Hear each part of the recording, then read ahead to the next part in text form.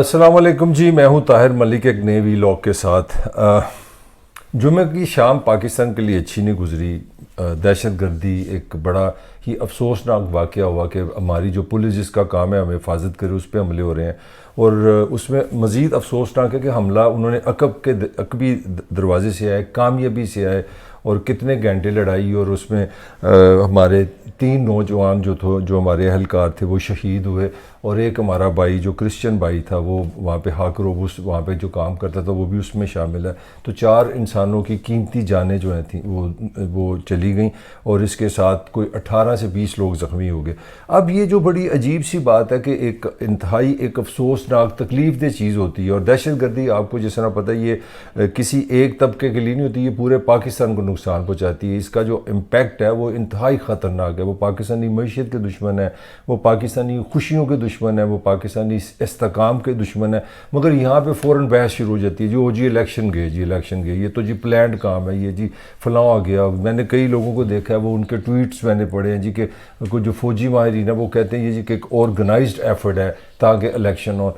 भाई मतलब एक चीज़ तो मैं समझता हूँ ये बड़ी अफसोसनाक है कि 2023 में हमारे माशरे में ये बहस हो रही है कि अगर कोई अटैक हो गया, अगर कोई लॉ एंड ऑर्डर की सिचुएशन हो गई है, अगर किसी बंदे ने गिरफ्तारी दे दी है, गिरफ्तारी कर ली है, कोई बम चला ली है। मैं ये नहीं कह रहा कि ये चीज़ें बड़ी नॉर्मल हैं, ये बड़ी तकलीफ थी, मगर इसका इलेक्शन से क्या ताल्लुक है। ये मेरे ख्याल में आज वक्त आ गया कि पाकिस्तानी कौम को, ये जो ओपिनियन मेकर है हमारे, इनको ये सोचना पड़ेगा। तो ये जो सूरत हाल है इसमें जो 2-3 चीज़ें बड़ी अहम है कि पाकिस्तान का जो मैं समझता हूँ जो असल मसला है वो शायद डेफिनेटली दहशत गर्दी है, मगर उससे भी जुड़ा मसला है वो है कि पाकिस्तान आज तक हमारा जो रियासती निज़ाम है जो 12-11 हज़ार अरब रुपए से हमारी फेडरल निज़ाम चलता है और इसके साथ अगर आप चारों अपने सूबाई बजट डाल लें तो 18,000 अरब रुपए से ये रियासत चलती है, जिसके 4 सूबे हैं, एक फेडरल हुकूमत है। तो यार एक इलेक्शन नहीं हम करा सकते, ये क्या कॉमेडी है, ये क्या किसकी हम बेइज्जती कर रहे हैं। ये आज के इस वीलॉग का मेरा टॉपिक है और मैं साबित करना चाह रहा हूँ कि ये हमारी एक नाहली है या काम चोरी है, हमारी नीयत का ये मसला है।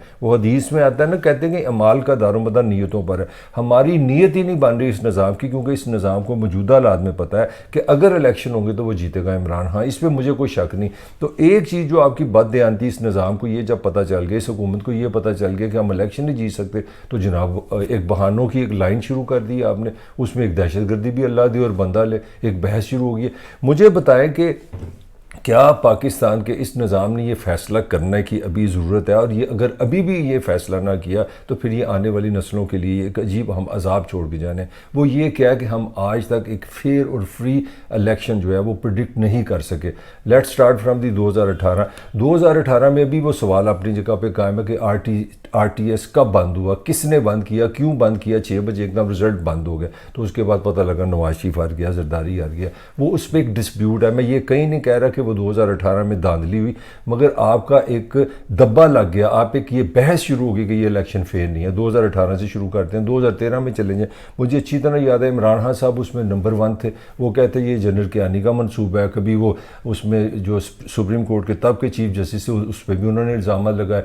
मुझे अच्छी तरह याद है साबिक वज़ीर आज़म जो निगरान रहे हैं चौधरी शुजात, उनका भी कहना था कि जनरल कियानी का प्लान था कि कौन जीतेगा कौन हारेगा। ये 2018 के इलेक्शन है। फिर उससे चलते हैं 2008 में जो इलेक्शन जिसमें पीपल्स पार्टी जिसमें जीती, और नवंबर 2007 में मोहतरमा बेनज़ीर की शहादत होगी। उससे पहले वो सेक्रेटरी राइस हैं इंग्लैंड अपना अमेरिका की, वो किताबों में लिखती है कि जी हमने फ़ैसला कर लिया था, अमेरिका ने फ़ैसला कर लिया था कि अगली हुकूमत बेनज़ीर की होगी, पीपल्स पार्टी की होगी। और वो एविडेंस दे रही है कि 2006 में जनरल मुशर्रफ और बेनज़ीर की अबू धाबी में मुलाकात हुई, डेफिनेटली खुफिया मुलाकातें थी। तो इसका क्या मतलब है कि 2008 के इलेक्शन भी मैच फिक्स था। 2013 मैंने बता दी, 18 बता दी। उससे पीछे चलते हैं, 2008 से पीछे चलते हैं जनाब। 2003 में बादशाह सलामत का नाम था जनरल मुशर्रफ, उन्होंने इलेक्शन करा दिए। उन्हीं की मेहरबानी से जनाब यहाँ पे पैट्रियाट भी एक जमात बन गई, वो पीपल्स पार्टी की नई शक्ल बन गई। मुस्लिम लीग नून से एक काफ निकल आई, काफ लीग बन गई, वो जीत के जनाब। बाहर से इंपोर्टेड वज़ीर आज़म भी आ गया, शौकत तरीन भी आ गया, जमाली भी आ गया। वाह वाह, बड़े मज़े हैं बड़े। तो कौन इसको फेयर इलेक्शन करेगा जिसमें ना पीपल्स पार्टी थी ना नवाज शरीफ था। वो अच्छे हैं ये बुरे हैं, that is beside the point. उनको आपने डंडे सोटे से बाहर निकाल दिए। किस तरह आप कह सकते हैं 2003 का इलेक्शन फेयर था। अब उससे और पीछे चले जाते हैं। 99 में जब नवाज शरीफ गया, जो 1997 की 2/3 अक्सरियत दी है पीपल्स पार्टी का, सीधा सीधा इल्ज़ाम था ये जो 1997 के जो इलेक्शन है ये 2/3 अक्सरियत है, ये इस्टेब्लिशमेंट की चाल है। वो नवाज शरीफ को ताकत देना चाह रहे हैं और वो जनाब अमीरुल मोमिनीन बनने चल पड़े। फिर वही नुकसान हुआ, खुद ही नवाज शरीफ की जंगो जदल जनरल मुशर्रफ से शुरू होगी कारगिल के नाम पे, वो हुकूमत ही ख़त्म होगी। चलें उससे भी फिर अब पीछे चलते हैं। 93 के जो इलेक्शन थे जिसमें बेनज़ीर जीती, उस पर नवाज शरीफ, सबको पता है नवाज शरीफ का साथ इल्ज़ाम था कि जनाब ये मेरी हुकूमत इन्होंने ख़त्म की है, मुझे ख़त्म इसलिए किया कि ये 2093 के जो इलेक्शन है वो पीपल्स पार्टी जीतेगी, वही हुआ, वो जीत गई। इससे पीछे चलते हैं 1990 के जो इलेक्शन थे वो IGI ऑन रिकॉर्ड मौजूद है। वो सुप्रीम कोर्ट में जो अस्कर खां केस है उसमें ये हल्फे बयान हल्फिए दिया है ISA के चीफ ने कि जनाब हमने पैसे दिए थे। वो आज भी केस का फैसला नहीं हुआ, बड़ा मशहूर ज़माना। उसमें हमीद गुल साहब का भी बयान शामिल है कि IGI ने नवाज शरीफ के लिए सॉफ्ट कॉर्नर था या उसकी हेल्प की हमने। तो इसका क्या मतलब है? इसका मतलब उसके 90 के जो इलेक्शन थे वो भी इलेक्शन नहीं थे, उसमें भी अवाम का वोट नहीं था। 1988 में भी चले जाते हैं जब बेनज़ीर जनाब जीती। बेनज़ीर अपना जुल्फ़कार अली भुट्टो की फांसी के बाद ये पहले इलेक्शन थे जो 1 मैन 1 वोट पे हुए। बेनज़ीर को इतनी थोड़ी सी उस अक्सरियत पर से जताया गया, ना जिंदा ना मुर्दा, सिर्फ 18 महीने के बाद उसकी भी हुकूमत ख़त्म कर दी गई। और वो 1990-88 में भी शोर डालती रही पीपल्स पार्टी की, ये फेयर इलेक्शन नहीं, में बड़ी कम सीटें दी गई हैं। तो उससे पीछे अगर 85 में चले जाएँ तब बादशाह सलामत थे अपने जनरल ज़ियाउल हक साहब, उन्होंने जनाब गैर जमाती इलेक्शन करा दी, उन्होंने सारी जमातों की कांटा लगा दिया, कोई जमात बची नहीं है। वो गैर जमाती से ही ये एक नई लीडरशिप बनी जिसमें MNA PNA ख़ानदान इन हो गया। जो जनरल ज़िया का चमचा था वो सारे पॉलिटिकल बड़े बड़े नाम बन गए। तो मैं पॉइंट ये देने में 85 से अगर पीछे भी चला जाऊँ तो 77 में भी भुट्टो की जो हुकूमत ख़त्म हुई थी वो धांधली के नाम पर ख़त्म हुई थी। तो 73 के इलेक्शन से जब जो 73 का जो आपका आइन बनता है वो आपका आइन ने ये कहा कि एक बंदा एक वोट होगा। 73 से लेकर 2023 तक पाकिस्तान की रियासत का एक ही मसला है, वो इलेक्शन है। दहशतगर्दी हो जाए तो इलेक्शन नहीं हो सकते, बीमारी आ जाए इलेक्शन नहीं हो सकते, सैलाब आ जाए इलेक्शन नहीं हो सकते। मगर बात एक ही है, अगर ताकतवर ये देखे कि वो इलेक्शन हार रहा है तो फिर इलेक्शन नहीं हो सकते। तो मेरा ख्याल है कि ये जो इलेक्शन का ये अब काफ़ी हमें संजीदा लेना चाहिए। जाते जाते मैं एक ही मिसाल आपको दूंगा। ईरान की सेकेंड वर्ल्ड वॉर के बाद ईरान और इराक की जो वॉर है वो लॉन्गेस्ट वॉर है इन दी मॉडर्न हिस्ट्री। 9-10 साल ये वॉर जारी रही है और उसमें एक ऐसा भी वक्त आया जब ईरान का प्रेसिडेंट, सर्विंग प्रेसिडेंट विद इस कैबिनेट, बम धमाका, वो सारे दुनिया से चले गए। इसके बावजूद वहाँ पे इलेक्शन हुए। आप जाके सारी ईरान की हिस्ट्री देख लें, 9-10 साल वो उन्होंने longest war of the history लड़ी है। उसमें एक भी इलेक्शन उन्होंने पोस्टपोन नहीं किया, मनसूख नहीं किया।